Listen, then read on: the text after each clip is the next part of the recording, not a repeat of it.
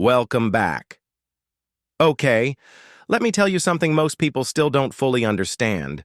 Just a few years ago, the name Zeekr meant absolutely nothing.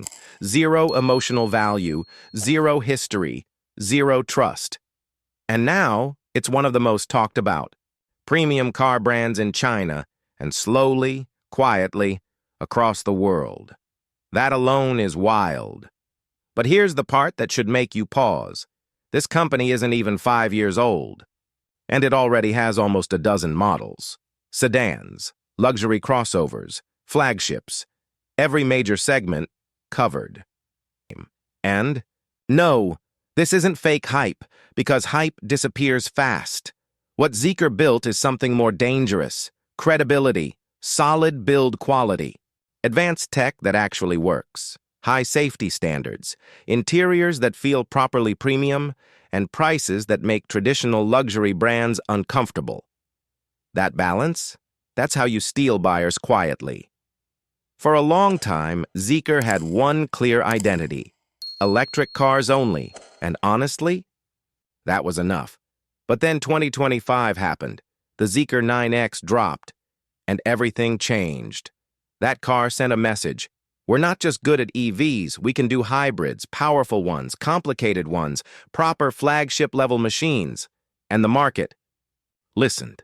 The 9X didn't just sell, it became one of the biggest hits of the year. A rolling showcase of how far Chinese engineering has come. Now here's where it gets interesting, because Zeekr didn't celebrate for too long. They're already moving on. And that brings us to the next step in the plan: the Zeekr 8X, arriving for 2026. Okay, stop for a second. This is not a cheap version of the 9X. This is not a compromise car. This is Zeekr saying, what if we keep the premium feel, but make it more accessible and more balanced? The 8X sits just below the flagship, but it keeps the same mindset: hybrid power, luxury positioning, 5-seat and 6-seat options, comfort first, technology everywhere.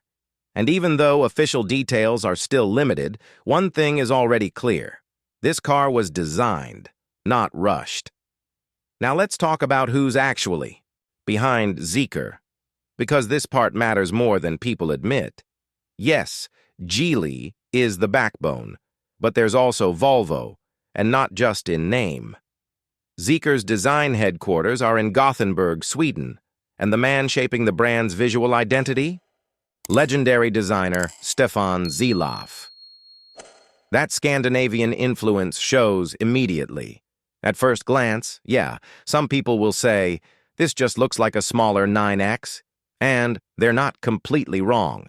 The massive waterfall-style chrome grille, borrowed from the flagship, the C-shaped headlights, same family DNA.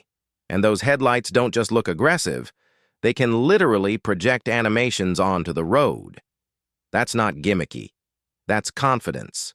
But look closer, and the 8X starts speaking its own language. Extra chrome details on the bumper. Wheels ranging from 20 to 22 inches. Red brake calipers that quietly say, yes, there's power here. Practical touches too. Electric side steps.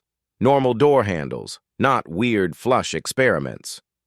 Chrome window surrounds that frame, the body cleanly. Move to the back, and this is where it gets classy. A full-width taillight strip with infrared tech, wrapping smoothly around the rear corners. It looks modern without trying too hard. And hidden underneath, an electrically deployable tow hitch rated for up to 2,000 kilodors. Now let's be honest about the design difference. The 9X is loud, status-heavy, commanding. The 8X? Quiet, confident, restrained. It doesn't scream wealth, it assumes it. This is luxury for people who don't need to prove anything. Size-wise, don't get it twisted. This is still a big SUV. Length, 5/100mm width, nearly 2 meters. Height, 1,180 millimeter wheelbase, 3,069 mm compared to the 9X. It's slightly shorter, narrower, and lower, with a noticeably shorter wheelbase.